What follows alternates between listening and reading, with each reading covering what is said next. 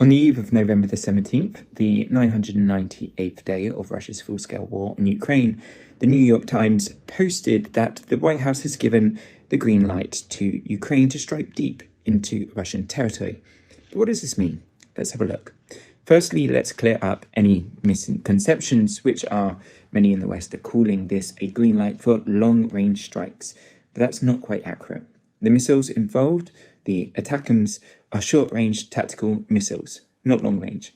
In military terms, short-range is classified as up to 1,000 kilometers, but ATACMS can strike around 300 kilometers, the ones that have been given to Kiev. This means Ukraine can now target 13 Russian aerodromes close to the Ukrainian-Russian border. However, they're still far from hitting critical bases like Engels Air Base, located over 600 kilometers from Ukraine's borders, where Russia launches strategic bombers for nationwide strikes. So while it's a significant development, there's no doubt, it's not a game changer, at least not yet. And so this phrase, deep into Russia, is slightly flawed. Drones have hit deeper into Russia, and these missiles will strike at the edges, disrupting operations on the fringes of Russian Federation territory.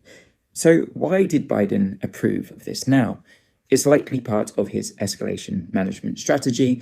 Critics might call the timing overly cautious, considering Ukraine had to wait nearly 1,000 days for this.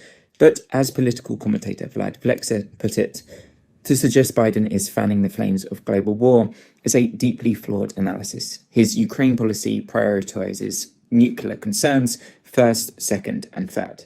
It's also about signaling to Moscow Russia has escalated its aggression, and this decision ensures that actions don't go unchecked.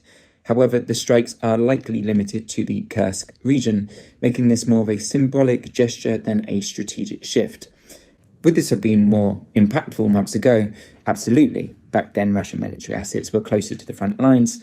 Now, much of that infrastructure has been moved further back, outside Ukraine's current reach. Another calculated move from the US administration in their escalation management plan.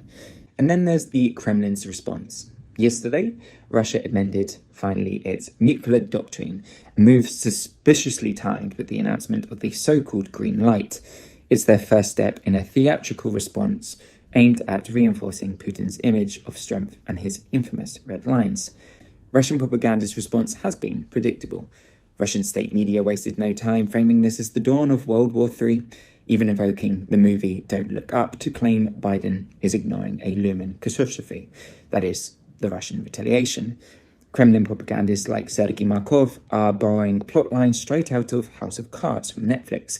Remember the season where the presidents fabricate a war to stay in power.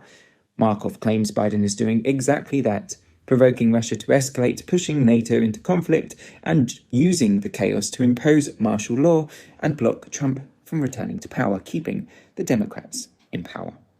So to sum up, Ukraine's green light to use ATACMS is significant, but doesn't live up to the hype of being a systemic escalation. The Kremlin's nuclear doctrine adjustments and Netflix-inspired conspiracy theories are nothing more than theatrics. But we should expect a response. Russia has to respond now, especially with the Russian propaganda machine acting in a way where it needs the response. But on over 1,000 days of war, the key takeaway is now undeniable. Russia started this war. Russia continues to escalate the war, and Russia's actions both on the battlefield and in the realm of propaganda are what are driving this war forward. Ukraine is not escalating, it is simply defending itself.